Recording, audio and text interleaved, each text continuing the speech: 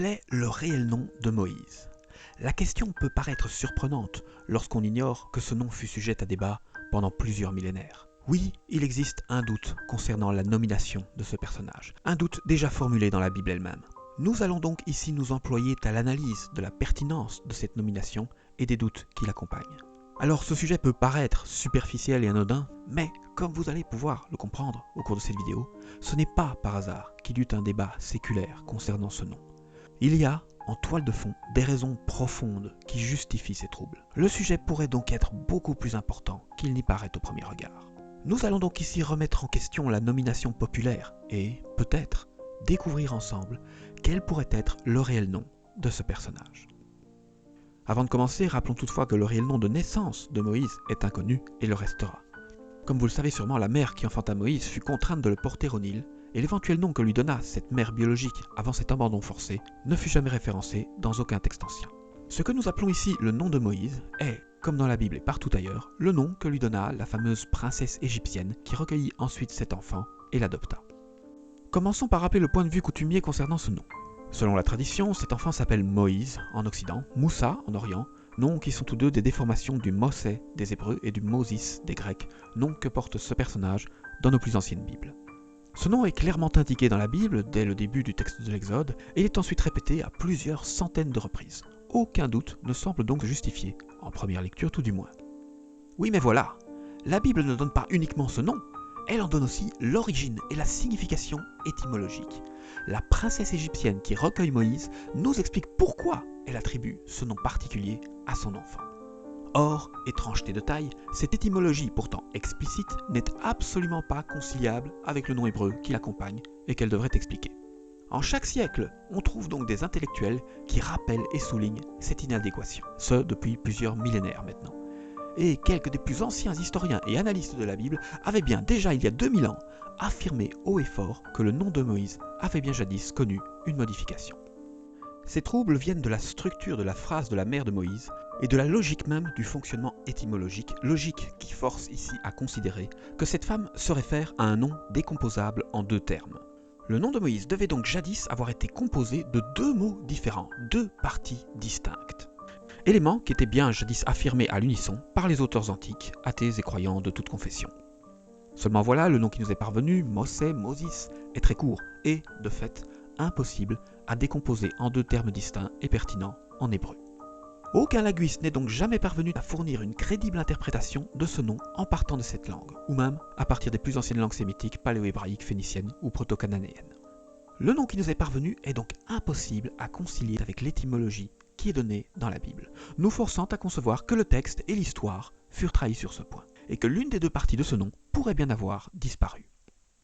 Alors bien sûr, si vous ouvrez aujourd'hui votre dictionnaire ou Wikipédia, afin de vous enquérir de cette signification nominale, vous trouverez bien encore, toujours en premier, cette vieille étymologie à partir de l'hébreu, qui font dévier le nom du verbe hébreu masha, qui peut vouloir signifier tirer.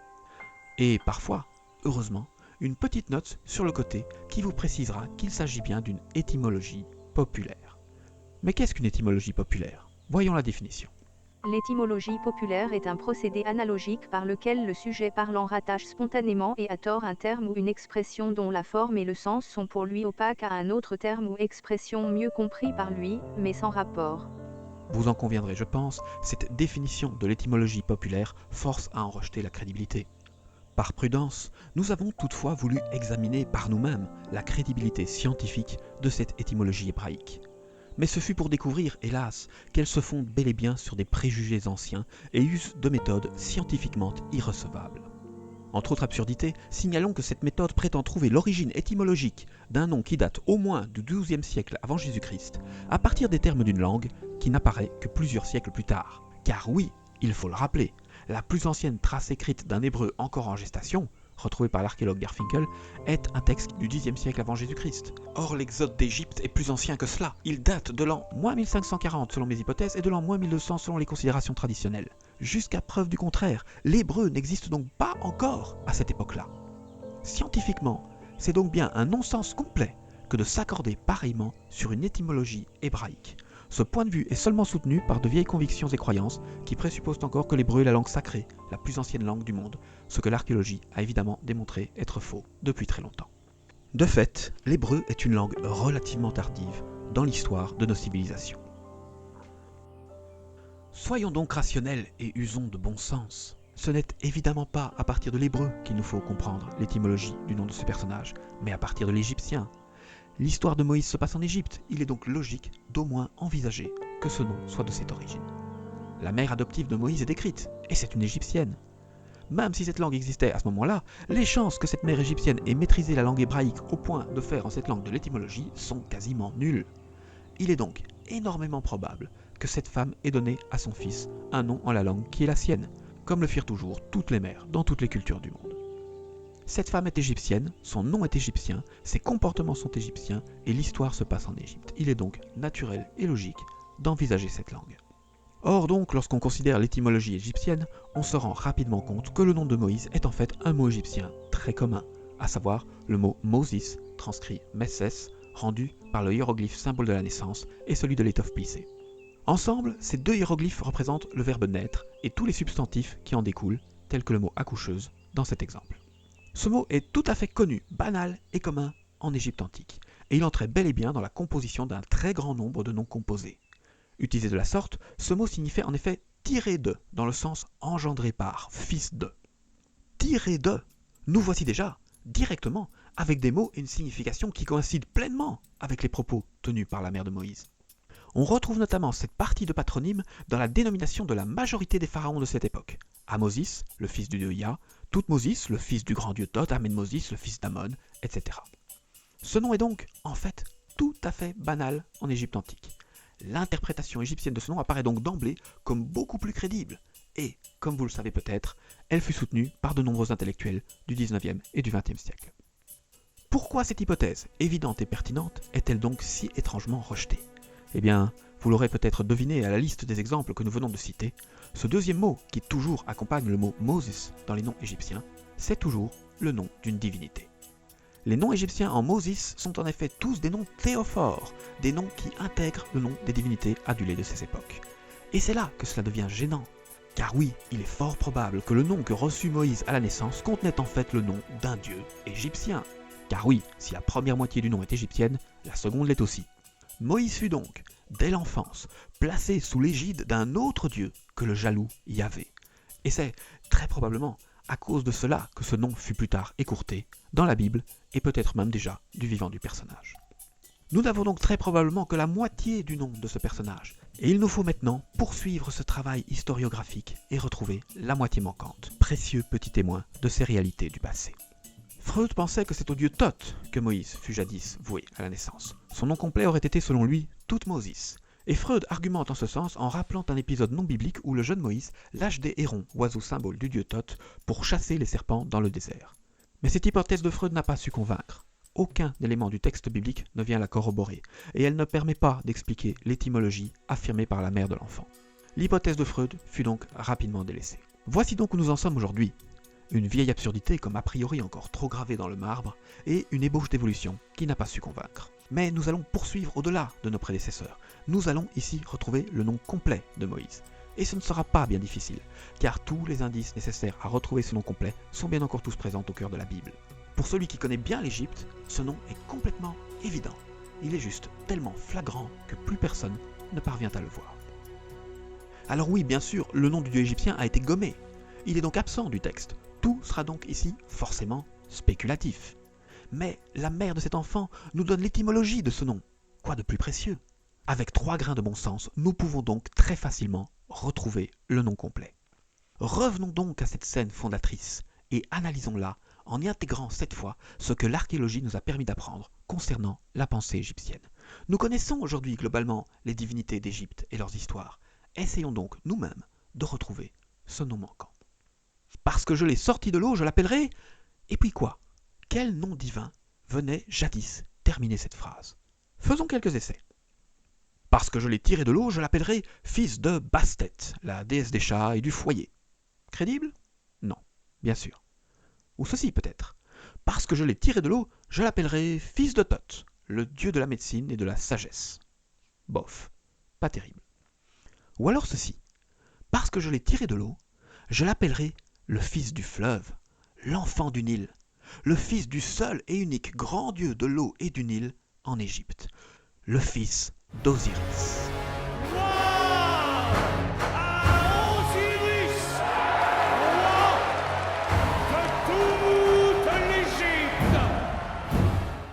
Fils d'Osiris, Ushil-Moses, tel est, très probablement, le réel nom que reçut l'enfant Moïse ce jour-là. Vous pouvez passer en revue les centaines de noms des autres divinités égyptiennes, il n'y en aura aucun qui sera plus crédible que celui-là.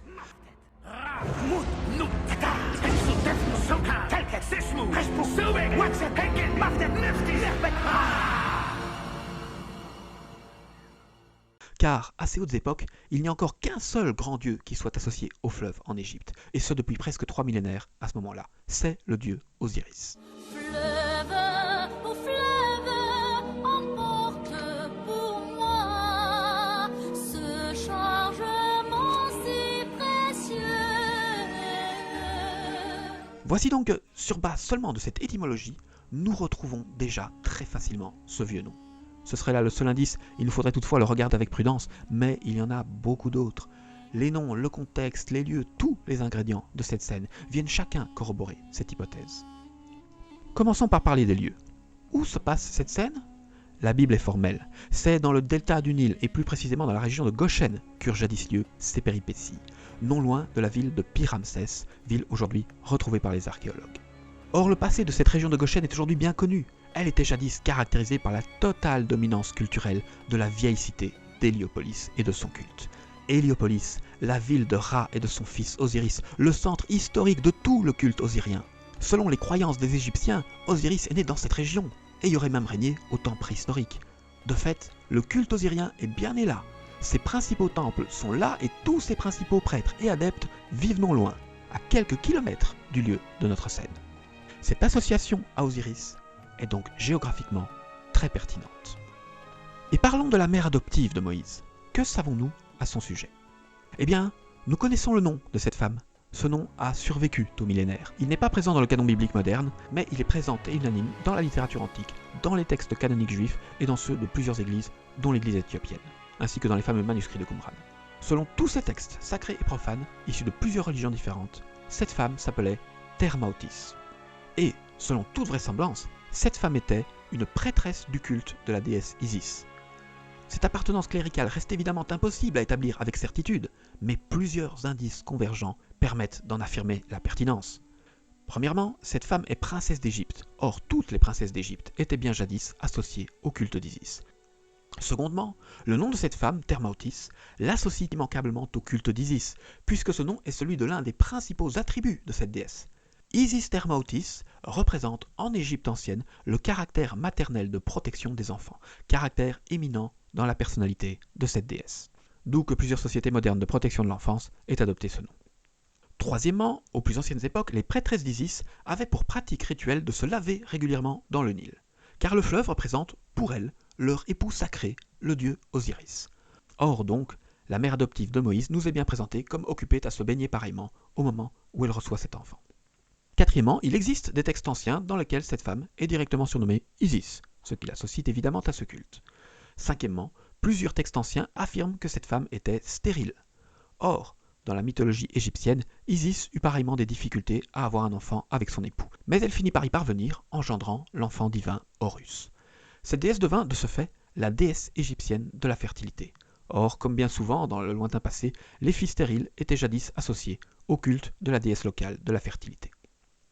Nonobstant l'extrême concision des informations qui nous sont données pour ce personnage, nous pouvons donc affirmer par 5 fois qu'il est très crédible qu'elle fut bien associée au culte d'Isis. Or donc, Isis est l'épouse du dieu Osiris. Elle est la mère du fils d'Osiris, la mère d'Ushil-Moshe. Et parlons un peu plus de ce mythe fondateur du culte d'Isis et Osiris. Quel est-il ? D'après la mythologie égyptienne, le dieu Seth imposa jadis le malheur sur l'Égypte en frappant en traître le vieux dieu Osiris, qu'il assassina avant de jeter son corps dans une boîte sur le Nil. Le dieu Seth prit ensuite le contrôle du pays. En proie aux chagrins et tourments, la déesse Isis entreprit de sauver l'Égypte et son mari. Elle partit donc en quête pour retrouver le corps défunt de son époux, qu'elle retrouva finalement dans une caisse de bois portée sur le Nil.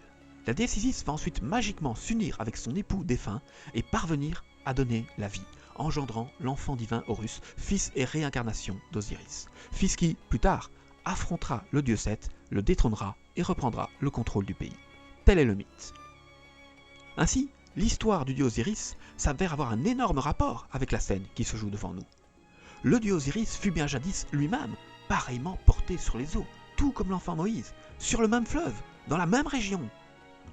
Et c'est de la sorte qu'Isis le retrouva et put avoir un enfant, de la même manière que notre prêtresse d'Isis rejoint ici son époux et reçoit pareillement un enfant. Si besoin est, faisons une démonstration par l'absurde. Comment cette femme aurait-elle pu ne pas penser à cette histoire, qui est la principale de toute sa religion, alors qu'elle est égyptienne, qu'elle est associée à Isis et qu'elle vit à quelques centaines de mètres des plus grands centres religieux de ce culte? Enfin, parlons du contexte particulier dans lequel eut lieu cette naissance et cet abandon. Le fameux massacre des innocents, scène entièrement et complètement liée à celle dont nous faisons ici l'analyse. Nous ferons à part une vidéo pour traiter ce sujet. Ici, il nous faudra donc dans un premier temps nous contenter de généralités. Mais rappelons-le, ce massacre fut bel et bien très probablement une réalité historique, dont nous avons aujourd'hui des témoignages écrits de main égyptienne et des preuves archéologiques indirectes. Il eut lieu aux alentours de l'an 1570 avant Jésus-Christ, durant le règne du pharaon Hyksos Apopie III. Ce pharaon vénérait Baal, le dieu des Hyksos. Le papyrus Salier I du British Museum nous explique très clairement qu'à cette époque, Apopie III décida d'imposer par la force le culte de Baal dans toute l'Égypte. Or, c'est une autre certitude archéologique, la principale exigence de Baal vis-à-vis de ses adeptes était bien le sacrifice des enfants premiers-nés. Les travaux effectués par l'archéologue Manfred Bietag sur le site d'Avaris ont d'ailleurs permis de mettre à jour les preuves de la pratique régulière de sacrifices humains durant cette période. Or, Baal, c'est le dieu Seth, c'est le même dieu. Ils ont le même nom hiéroglyphique, ce sont juste les nominations égyptiennes et sémites de la même entité divine. En termes de pensée égyptienne, nous sommes donc bien ici, dans une période où l'Égypte vit une nouvelle fois sous l'horreur du feu de Seth, tout comme dans le mythe fondateur du pays. En absorbant cette pensée et cette religiosité égyptienne, on peut donc très facilement comprendre ce qu'est en train de vivre et penser cette jeune égyptienne. Cette femme vit dans une Égypte torturée, où Osiris, symboliquement, est mort. Le pharaon égyptien n'est plus, c'est le dieu Seth qui domine le pays et lui impose ses lois et barbaries. À cette époque, les Égyptiens attendaient leur sauveur, ils attendaient le retour d'Osiris et de son fils libérateur, ils espéraient. Cette femme est prêtresse d'Isis. Elle a choisi de vouer sa vie à un culte qui protège les enfants. Et elle vit, avec effroi, dans une époque qui vient de décréter leur mort par ordonnance royale. Certes, elle évolue à la cour, fait de naissance ou de mariage, mais elle y subit le joug d'une dictature qui renie chaque jour les fondements du culte qu'elle a choisi de vénérer. Et c'est, très probablement, pour cela que l'habile et intelligente mère biologique de Moïse a choisi cette Égyptienne-là. Tout se joue ici dans les cœurs de ces deux femmes magnifiques, toutes deux rebelles et insoumises à la bêtise des hommes de leur temps. La jeune Thermaotis s'avance donc dans le fleuve pour rejoindre son époux sacré. Et là, alors qu'elle a les pieds dans l'eau, alors qu'elle est infertile et qu'elle rêve d'un enfant, alors que son pays est à feu et à sang, soumis au dieu Seth, cette femme découvre, tremblante, un jeune enfant. Elle voit venir à elle un bébé porté sur les eaux. Cette femme voit, tout simplement, le mythe fondateur de toute sa religion se jouer devant ses yeux. Elle n'a même pas vraiment choisi ce nom. Il ne pouvait en être aucun autre. Il était logique. C'était le don de son époux Osiris qui venait à elle. C'était l'espoir du renouveau, attendu par les Égyptiens. Elle sauve donc l'enfant et lui donne le seul nom possible en cette circonstance. Ushiel Moses, le fils d'Osiris. Enfin, ce nom permet aussi d'expliquer la très étrange scène que nous décrivent les traditions concernant la petite enfance de Moïse, scène disparue de nos canons bibliques, mais que l'historien Flavius Joseph nous affirme être considérée avec crédit par les érudits de son temps.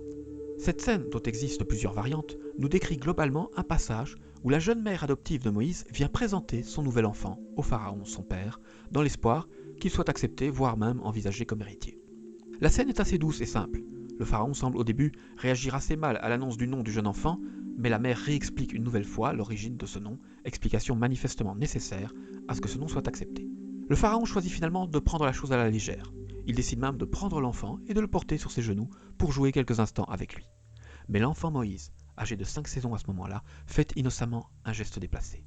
Alors qu'il joue sur les genoux du pharaon, il est attiré par la couronne qui sied sur le front du monarque, et l'enfant s'en saisit et la jette à terre.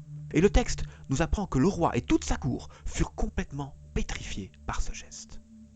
Si l'on exclut l'hypothèse nominale que nous venons de soulever, ce passage est absurde. Il nous décrit une cour royale absolument lâche et poltronne, terrorisée par le moindre geste d'un enfant. Mais si l'on accepte notre hypothèse de nomination, tout s'éclaire, et cette scène devient très crédible. Car, pour que cela ait un sens, il fallait qu'il y ait dans ce geste un symbole des plus forts, et c'est bien ce qu'il y eut. Nous sommes en Égypte, en l'an -1570, le pharaon au pouvoir est Apopi III, dieu vivant, incarnation terrestre du dieu Seth. Ce roi est en difficulté. Apashnan, son prédécesseur, avait réussi à prendre le contrôle de toute l'Égypte, mais Apopi est en train de la perdre. Menés par Sekenreta et son fils, les Égyptiens du sud se rebellent et lèvent contre lui des armées. Apopi a donc dû s'allier plus fortement aux Égyptiens du nord, afin de se liguer contre ses ennemis. Pour ces raisons politiques, il s'est associé au culte d'Héliopolis en mariant plusieurs filles de leur famille. Il se retrouve donc avec des épouses et des filles aux mœurs très égyptiennes. Ce roi peine déjà à accepter qu'un enfant de sa cour porte le nom de fils d'Osiris, son ennemi juré dans la mythologie du pays. Mais bon, c'est sa fille. Mais voici que cet enfant arrache la couronne d'Égypte de son front. Lorsqu'on connaît bien la mythologie égyptienne, oui, on peut être terrassé par la puissance du symbole ici présent. Cet enfant s'appelait Ushil-Moses, fils d'Osiris. Et le fils d'Osiris, le principal dans la mythologie, c'est Horus, le dieu qui, jadis, détrôna le dieu Seth. Voici donc ce qui a pétrifié ces hommes ce jour-là. Leur mythologie sacrée venait tout simplement de se réaliser sous leurs yeux. Horus venait de reprendre la couronne de la tête de Seth. C'est donc à cause de ce nom et de cet événement que Moïse dut ensuite grandir dans la suspicion de la cour, craignant même parfois d'y être assassiné. Qu'elle soit réelle ou fictive, cette anecdote le démontre une fois de plus. Toute l'histoire du personnage de Moïse fut jadis associée au grand mythe égyptien, et elle ne peut aujourd'hui être recomprise qu'en réintégrant cette matière disparue. Tout indique que cet enfant fut jadis associé à ces grands mythes africains et que son réel nom fut bien jadis Ushil-Moses, le fils d'Osiris. Un nom qui prédestinait cet enfant à devenir le libérateur de tout un peuple, mais pas le peuple que ce nom et ce destin lui prévoyaient.